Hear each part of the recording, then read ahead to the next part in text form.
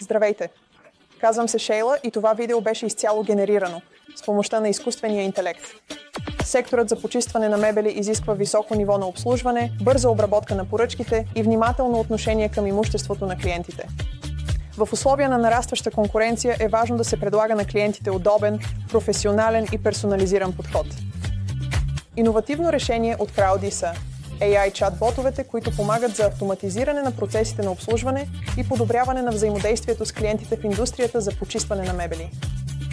Използването на чат-ботове в компании, предоставящи почистващи услуги, е изгодно решение, което помага за увеличаване на клиентската база и оптимизиране на бизнес процесите.